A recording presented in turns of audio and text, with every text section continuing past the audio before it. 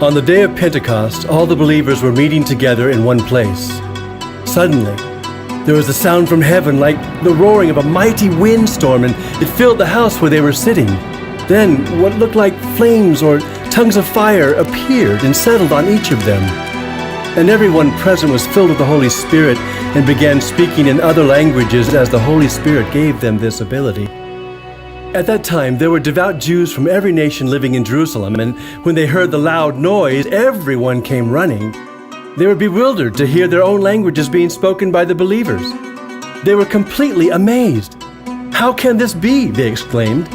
"These people are all from Galilee, and yet we hear them speaking in our own native languages, and we all hear these people speaking in our own languages about the wonderful things God has done." They stood there, amazed and perplexed. "What can this mean?" they asked each other. But others in the crowd ridiculed them, saying, "They're just drunk, that's all." Then Peter stepped forward with the 11 other apostles and shouted to the crowd, "Listen! Listen carefully, all of you fellow Jews and residents of Jerusalem. Make no mistake about this. These people are not drunk as some of you are assuming. 9 o'clock in the morning is much too early for that. No, what you see was predicted long ago by the prophet Joel. In the last days, God says, I will pour out my Spirit upon all people.